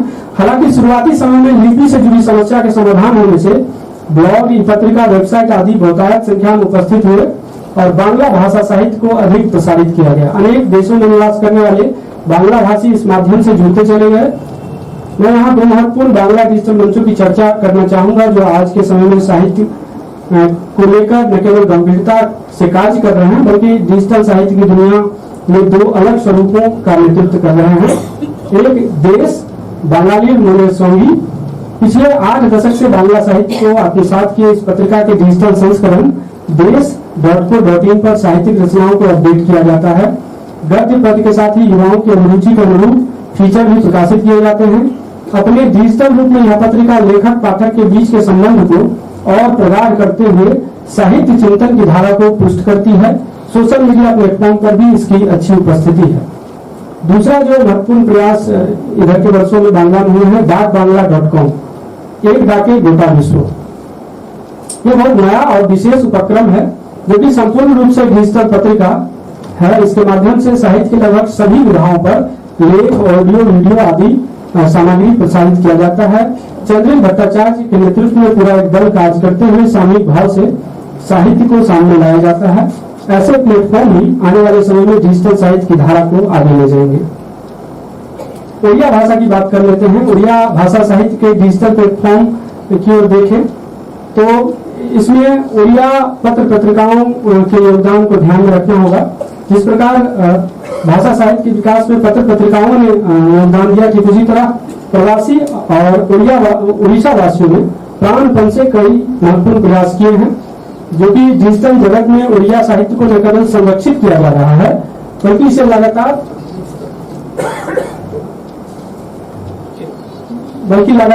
बढ़ाने के कार्य हो रहे हैं। कुछ डिजिटल मंचों का यहाँ उल्लेख कर रहा हूँ। उड़िया साहित्य.com उड़िया भाषा और साहित्य की समृद्धि को दुनिया के कोने कोने तक पहुंचाने के प्रयास से इस वेबसाइट को बनाया गया है। इस प्लेटफॉर्म पर साहित्य की सभी विधाओं की रचना प्रकाशित की जाती है। इसके संपादक प्रशांत कुमार साहू हैं और यहाँ उड़िया साहित्य का विशाल भंडार संग्रहित है और इसमें लगातार वृद्धि हो रही है। उड़िया विभाव.in यह एक ऐसा डिजिटल प्लेटफॉर्म है जो मुख्य रूप से उड़िया साहित्य की एक ऑनलाइन लाइब्रेरी के रूप में काम करता है। उड़िया भाषा के प्रसार के लिए 2004 से लगातार यह प्लेटफॉर्म पाठकों को ब्राउज करने और सामग्री डाउनलोड के लिए निःशुल्क उपलब्ध कराता है। ऐसे अनेक डिजिटल प्लेटफॉर्म हैं जो पूर्वी क्षेत्र में भाषा साहित्य के क्षेत्र में लगातार उल्लेखनीय कार्य कर रहे हैं। साथियों ने यहाँ जैसे प्रतिलिपि का जिक्र किया तो ऐसे अनेक प्रोजेक्ट हैं जो कॉर्पोरेट की तरफ से आ रहे हैं जिसमें अलग अलग भाषाओं में उसमें काम किए जा रहे हैं। कुछ चुनौती और संभावनाओं की बात कर लेते हैं शॉर्ट में ही। प्रिंट साहित्य की तरह ही डिजिटल प्लेटफॉर्म का संचालन चुनौतियों से भरा हुआ है। डिजिटल प्लेटफॉर्म के द्वारा साहित्य पढ़ना लिखना सहज हो जाता है। इसमें पाठक के अनुभव भी बढ़ते हैं। वैसे एक साथ में पढ़ने, सुनने और देखने तक की सुविधा पाते हैं और अपनी सुविधा अनुसार विभिन्न शैलियों में साहित्य का रसास्वादन करते हैं। कह सकते हैं कि यहाँ पुस्तक, रेडियो, टीवी सभी माध्यम एकाकार हो जाते हैं। यहाँ इन सभी रूपों में साहित्य को प्रस्तुत करना एक बड़ा उद्योग बन जाता है। साहित्य के संदर्भ में बात करें तो डिजिटल प्लेटफॉर्म 3 तरह की चुनौतियों से गुजर रहे हैं। उपयोगकर्ता की उदासीनता, सामग्री की गुणवत्ता और वित्त की कमी। हम इन्हें आर्थिक पक्ष को ही मुख्य चुनौती के रूप में देखते हैं। इन चुनौतियों से कमोबेश सभी भाषा साहित्यों को गुजरना पड़ रहा है।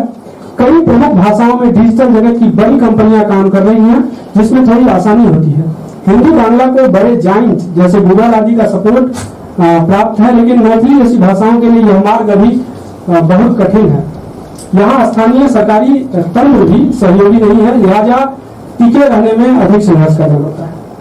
इस दिशा में संभावनाएं अपार हैं क्योंकि अभी डिजिटल क्षेत्र में तेजी से अनुसंधान हो रहे हैं और अनुभव को बढ़ाने की दिशा में काम किए जा रहे हैं। साहित्य आधारित प्लेटफॉर्म को लेकर कार्य करते रहने की जरूरत है। भारत में भी संपूर्ण रूप से सभी इन प्लेटफॉर्म का उपयोग नहीं कर पा रहे हैं, लेकिन आने वाले समय में सुदूर गांवों तक मौजूद लोग इंटरनेट के द्वारा साहित्य और जानकारियों को एक्सेस करेंगे। इस दिशा में हमने कदम बढ़ाए भर हैं, अभी लंबी यात्रा तय करनी है।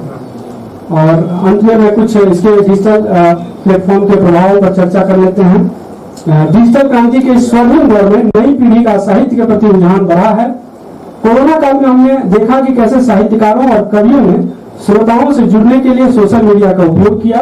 हमें मोबाइल इंटरनेट ने साहित्य से जोड़ दिया है और इसका दायरा भी बढ़ गया है। बेहद सुगमता से नए युवा लेखकों और कवियों को पढ़ने सुनने का मौका पाठकों को मिल रहा है। इससे पहले हम केवल किताबों के पन्नों तक ही सिमट कर रहते थे, लेकिन आजकल डिजिटल प्लेटफॉर्म ने साहित्यकारों को नया मंच दे दिया है। डिजिटल प्लेटफॉर्म के आने से बुक फेयर में भी युवाओं की संख्या बढ़ी है। इसके अलावा इंटरनेट के कारण ई बुक्स ऑनलाइन साहित्य को बढ़ावा मिला है।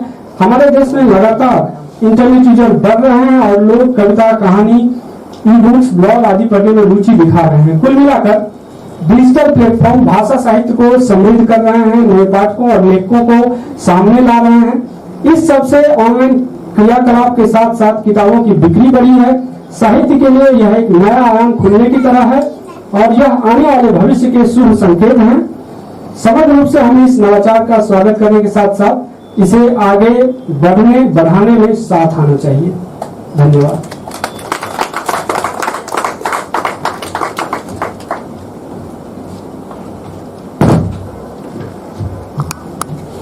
In fact, we have already crossed to the hour for the next session, really. Anyway, I think it's time. Devji, समय देखे तो shall I invite shall I keep the platform open? हाँ, अगर किसी के पास प्रश्न हैं डिजिटल लिटरेचर, डिजिटल प्लेटफॉर्म के बारे में कोई जानकारी चाहिए? इससे मेरा प्रश्न है, क्या मिथिला निधि के जो पुराना अंक है वो कहीं मिल सकता है? जी, कई प्रयास हुए हैं जो मिथिला निधि के अंकों को संरक्षित किया जा सके ऑनलाइन। तो कुछ अंक आपको पीडीएफ के रूप में मिल सकते हैं ऑनलाइन भी, लेकिन पूरे अंक मिलना थोड़ा कठिन है। ऑनलाइन ऐसा संरक्षण का काम नहीं हुआ है। कुछ व्यक्तिगत स्तर पर उत्साही लोगों ने अपने अपने पोर्टलों पर रखे हैं कुछ अंकों को, लेकिन पूरा संपूर्ण अंक एक दो अंक हम देखे हैं, लेकिन हाँ, वही एक दो अंक ही उपलब्ध है जो उत्साही लोग जो है उसको रखे हुए हैं, लेकिन वो पूरा संरक्षित नहीं हो पाया है।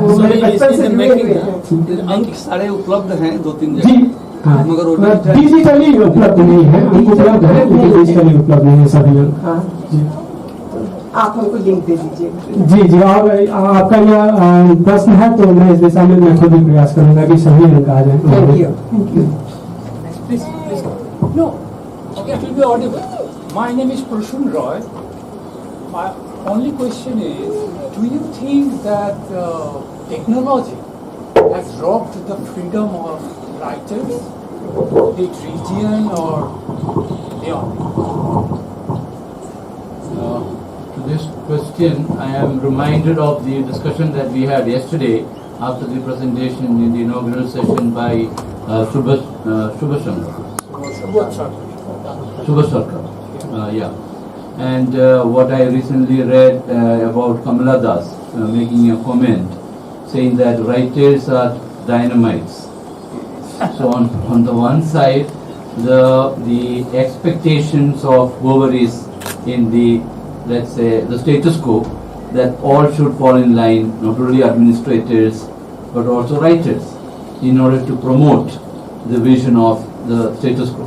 On the other side, writers and artists feel that they have a right to differ and to come up with an alternative vision of how it should be. So if we look from that point of view, even despite the digital platform, and when it came, we all thought now this is going to be a new mode that is going to be liberating. But we also saw how fake news and the entire social media itself is being ransacked. But despite that, alternative media is still surviving. So I am for the opinion that freedom can never be quashed, whatever be the mode in which it is prevailed. In that way, you need to compromise on many things. In some young people were called police for writing poems in support of this organization. Just You for may writing please come poems. forward. Just for writing poems. Yes. Please come. That is kind in social media. Can you introduce yourself and the question may be put to the panelists. I am Diphendu Chaudhary. Last 35 years I am journalism in Bengali media. So I am presently associated with Ajkal, Ei Somoy and Sambad Pratidini as an article writer. I have covered one article with the Ajkal. There I refer Up here, Ian, please. Please come.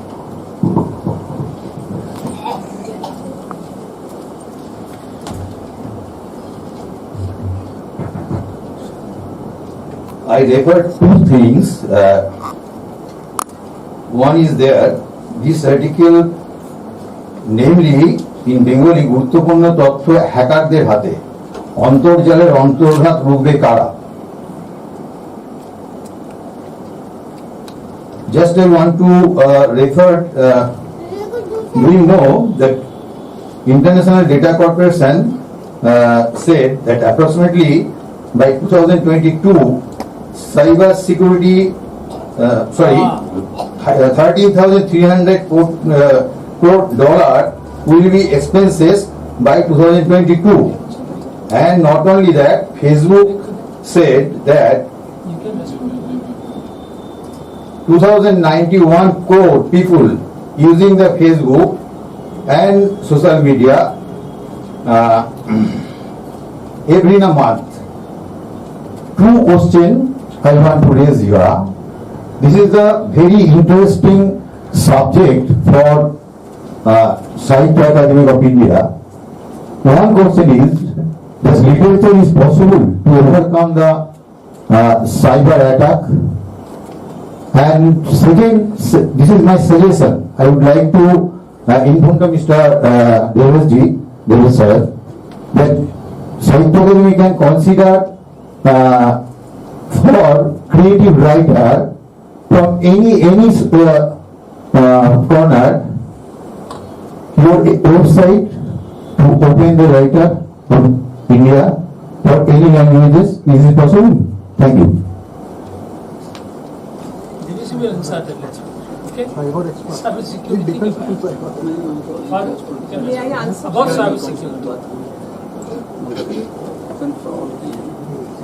This will be the last question. It's already known. I'll be addressing only the first part of the question, your question. That is regarding the cyber attacks on creative writing as well as on media and making some kind of the plagiarism, the digital content supply and checking it, fake creation of literature, checking it. So there are a number of apps are there. YouTube is generating one app where you can check the fake content, the photographs, the videos. These are the fake contents that you can check. There are a number of plagiarism detection tools are there. The first and the foremost in that is Turnitin, and there are others also. There are forensic tool as well, digital forensic tool as well from here of this. Thank you. Thank you. Plagiarism detection techniques are too much costly. Yeah, if one individual has to use it, but institutionally it is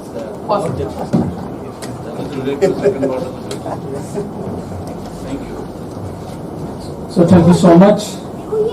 I consider myself very fortunate to be chairing this session, and it's very unfortunate that we cannot take any more questions. Really, that last question about Sahitya Akademi, there is you can give it to respond it. There are some discussions. Yeah. You can consider. Yeah. There is you answer it. We have discussed these things already. Yes, exactly.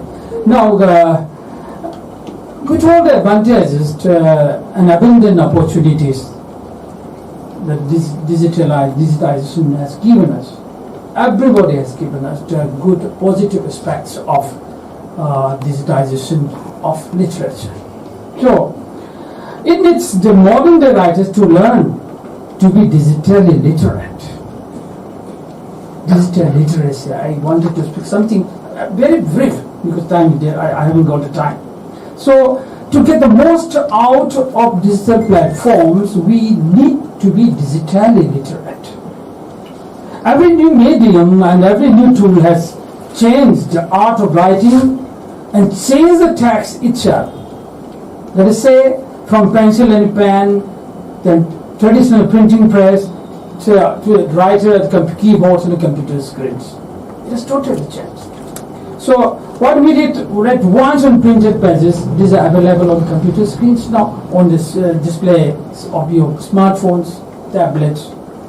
Now, as I speak of digital literacy, and questions were raised about cybersecurity, etc. Now, the writers and the publishers, they require, say, another level of security now.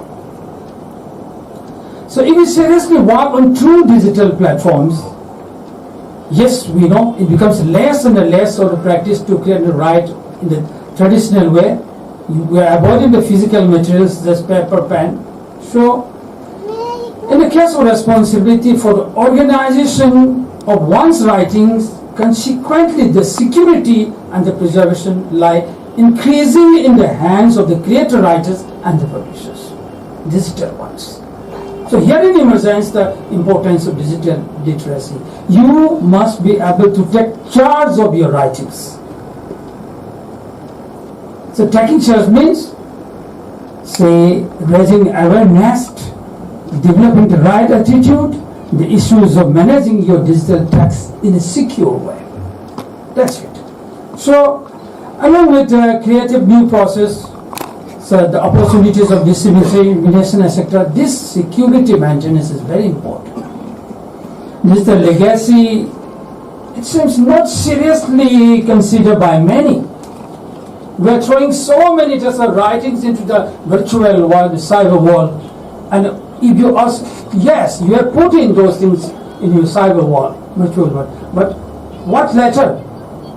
When the question is posed, the answer is, I don't know. That is why this digital literacy is very much required for all of us.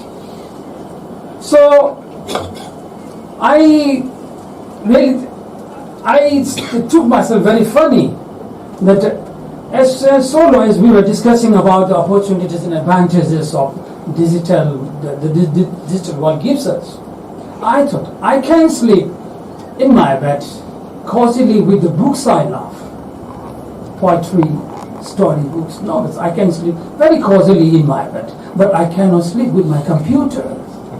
I got myself very funny regarding these things. I cannot sleep with the phone under my pillow, but I can sleep with the poetry book I love, most lovely.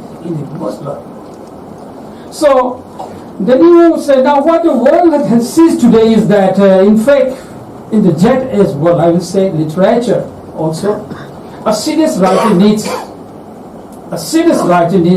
to have a digital or media platform of his or her own now. This is nothing but create a website or a blog of your own with the security level, of course. So that this plagiarism, coercion, then fake, these things do not matter. And say, since the time is limited, I will go to chair. So for every budding author, it is a must to create your own digital platform even before you have written your first book. In this modern age, you need to create your own website, your own blog, so that you can communicate with readers, potential readers, you can identify yourself, your works, everything. Now, coming to Sahitya Akademi, I would like to say that, one more point. Yeah, the blogs, websites, and the apps, this abundant, countless apps are there. You cannot count now. So, what they are doing, these are only ways, means of proactive promotion of writers, say, solving issues, and objective is to cultivate a wholesome, high standard Indian literature for Sahitya Akademi. And what is crucial is how do you use it? That's the most crucial thing.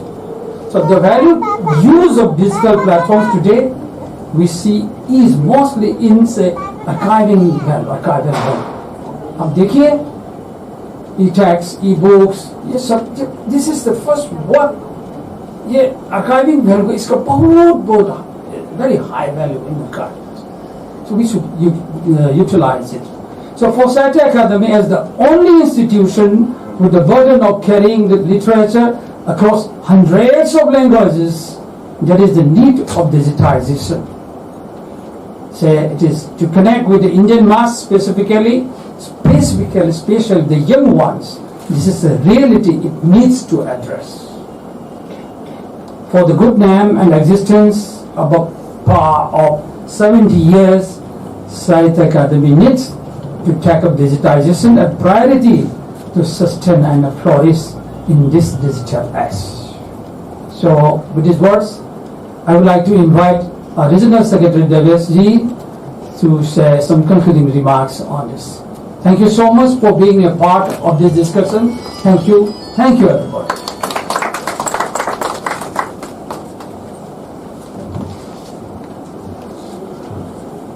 बहुत बहुत धन्यवाद किरण कुमार सिंह जी और इस panel के सभी वक्ताओं का भी। बहुत ही बढ़िया विचार विमर्श यहाँ हुआ है और उम्मीद से बढ़ करके हुआ है। क्योंकि जो ये ईस्टर्न रीजनल राइटर्स मीट है तो इसमें 8 भाषाओं का प्रतिनिधित्व करने की बात थी, लेकिन ये एक सेशन जिसमें हम 4 लोगों को ही रख सकते थे, तो हमने सबसे अनुरोध किया था कि कुछ अलग अलग भाषाओं को भी आप लोग समेटें। तो अनिंद्र जी ने तो लगभग पूरे मतलब ईस्टर्न रीजन को लेकर के सारी भाषाओं की बात की, सब तरह की बात की। और रूपेश जी ने भी जो है 2-3 भाषाओं को लेकर के मैथिली के साथ साथ बांग्ला और उड़िया को भी विमर्श के केंद्र में रखा। और फादर की तो बात ही निराली है, फादर ने बहुत ही बढ़िया ढंग से सारी चीजों को रखा है। और किरण कुमार सिंह जी ने शुरुआत में भी जिस तरह के रिमार्क्स दिए और बाद में भी, तो यह एक सेशन ऐसा सेशन जिसको हम चाहते हैं कि समय के मन में है कि और कितनी बात हो सके इस पर, क्योंकि बहुत तरह की बातें हैं लेकिन हमारे पास समय की सीमा है। और जो एक जिस तरफ इशारा किया गया, जिस पर ज्यादा बात नहीं हो पाई, वो है कि जो ये डिजिटाइजेशन हो रहा है, 2 तरह की बात है कि एक डिजिटाइजेशन जो कि पुरानी किताबें हैं उनको डिजिटाइज किया जा रहा है, और दूसरी ये चीज की जो पहली बार ही डिजिटाइज रूप में चीज आ रही है। किरण कुमार जी मणिपुरी की कोई पुरानी किताब अपने वेबसाइट पर अपलोड कर रहे हैं और अपनी किताब अपलोड कर रहे हैं। तो दोनों ही डिजिटाइजेशन है, लेकिन दोनों के साथ एक चीज इन्वॉल्व हो रही है कि किसको डिजिटाइज करने का राइट उनके पास है। अपनी चीज को तो डिजिटाइज करने का राइट है, लेकिन यदि मेरी कोई चीज है तो उसको उन्हें राइट है कि नहीं डिजिटाइज करने का। उसको यदि वो यूज कर रहे हैं, उससे उनको कुछ लाभ हो रहा है, यदि आर्थिक लाभ हो रहा है तो उसका कुछ हिस्सा मुझे मिलना चाहिए कि नहीं। तो ये जो अंत में जो एक सवाल देवेंद्र जी ने किया कि साहित्य अकादमी क्या अपने प्रकाशनों को सबके लिए अवेलेबल डिजिटाइज रूप में कर सकती है, तो वहां ये सवाल आता है कि कैसे कर सकती है। हमने यदि राइटर से लिए हैं कि हम आपकी ये बुक प्रिंटेड रूप में छापेंगे, हम उसको दूसरे अदर फॉर्म में कैसे ला सकते हैं। तो इस तरह की तमाम चीजें इन्वॉल्व होती हैं। कॉपीराइट का जो इशू है, जैसे बात आई कि क्या मिथिला मिहिर के सारे अंक उपलब्ध हैं, तो नहीं है, क्योंकि वहां इस तरह की चीजें आ रही हैं कि भाई उसमें जितने एक पत्रिका में 50 राइटर्स इन्वॉल्व होते हैं। यदि 50 राइटर्स इसके लिए राजी नहीं है कि इस पत्रिका को डिजिटाइज रूप में उपलब्ध कराया जाए, तो सिर्फ उसको प्रिंटेड फॉर्म में ही रहना होगा। इस तरह की जो दिक्कतें हैं, जैसे अभी ये प्रोग्राम हम लोग कर रहे हैं, ये प्रोग्राम, एक सवाल आ सकता है कि क्या इस प्रोग्राम को हम डिजिटाइज रूप में उपलब्ध करा सकें? ये वेबकास्ट हो रहा है, हम कराते हैं।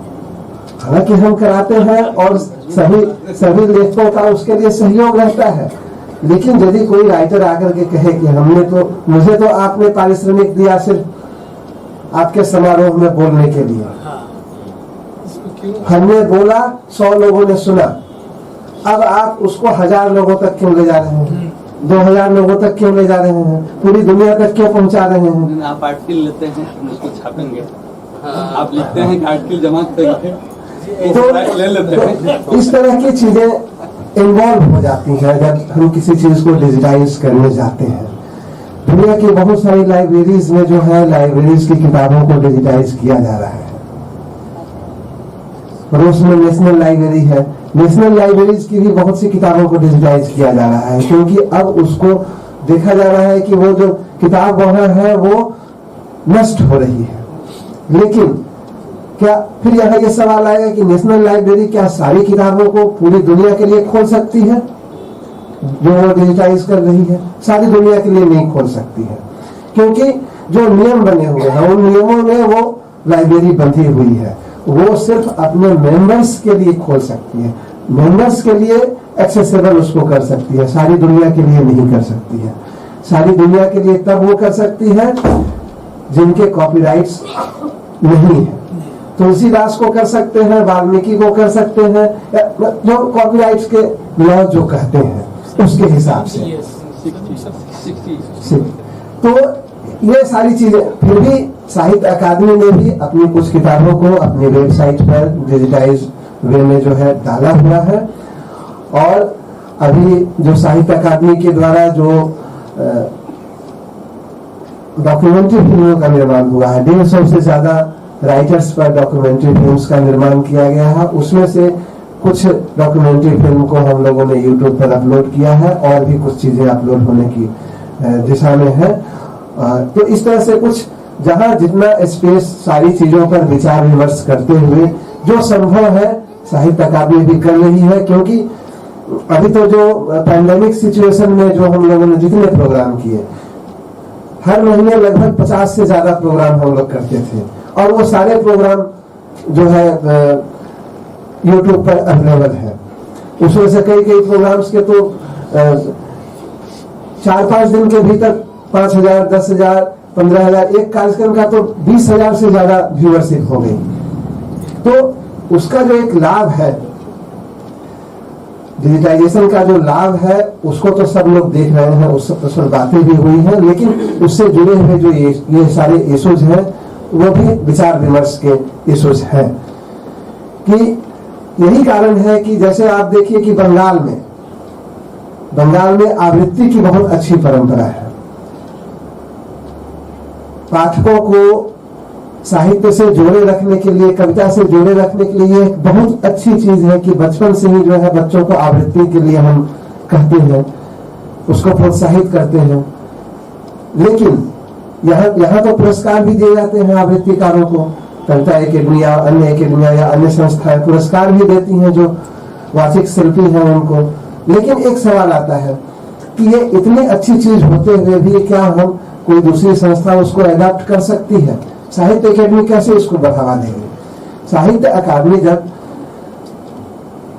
किरण कुमार जी को बुलाती है कि आप अपनी कविता सुनाइए, तो उनकी कविता पर उनका राइट है, उनको हम जो पारिश्रमिक देना चाहते हैं दे सकते हैं।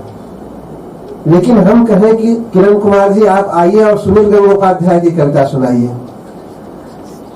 तो अब किरण कुमार जी को हम जो पारिश्रमिक देंगे उसमें क्या सुनील गंगोपाध्याय के जो लीगल हियर्स हैं उनका कुछ रॉयल्टी नहीं बनती है? क्योंकि वो तो कॉपीराइट फ्री नहीं है। तो इस तरह की तमाम चीजों से पूरी दुनिया जूझ रही है और हम लोग तो बस ऐसे चलते फिरते कुछ विचार कर रहे हैं, सोच रहे हैं, लेकिन इस पर सारे लोगों का ध्यान है और उस हिसाब से बहुत सारी काम हो रहे हैं। कल हमारे उपाध्यक्ष महोदय श्री माधव कौशिक जी ने भी इशारा किया था कि कैसे संसद में एक बिल आने वाला है, चूंकि वो प्रेस से जुड़े हुए हैं, उसके कमेटी से, तो उन्होंने उसकी ड्राफ्टिंग भी की है, उसमें उनका कुछ सहयोग रहा है, तो वो बता रहे थे हमें। तो ये तमाम चीजें हैं, लेकिन कहने के लिए और विचार विमर्श के लिए तो बहुत सारी चीजें हैं, लेकिन किसी कार्यक्रम की सफलता इसी में है कि जब आप वहां से जाएं तो बिल्कुल सैचुरेटेड वे में न जाएं, आपके मन में बहुत सारे सवाल हो, आप जाएं तो फिर किसी दूसरे के साथ आप बातचीत करें कि इस तरह की बात हुई थी, उसमें और क्या हो सकता है। तो ये जो अनसैचुरेशन है हम लोगों का, ये बना रहे और ये विचार विमर्श लगातार जारी रहे। आपके दोस्त मित्रों के महफिल में जाए, आपके दूसरे कार्यक्रमों में आप जाए तो वहां इस पर बात हो सके, पत्र पत्रिकाओं में आप लिखें, डिजिटल प्लेटफॉर्म पर भी लिखें। तो एक बार पुनः इस सेशन के सभी पैनलिस्ट का मैं धन्यवाद कहना चाहूंगा साहित्य अकेडमी की तरफ से कि उन्होंने हमारे आमंत्रण को स्वीकार किया और बहुत ही सुंदर विचार विमर्श से हम लोग गुजरे। बहुत बहुत धन्यवाद आप सबका भी कि आप लोग हमारे साथ हैं। हम लोग अभी छोटा सा एक ब्रेक लेते हैं, 15 मिनट का, चाय पियेंगे और उसके बाद कुछ अच्छी कहानियों का आनंद लेंगे। धन्यवाद।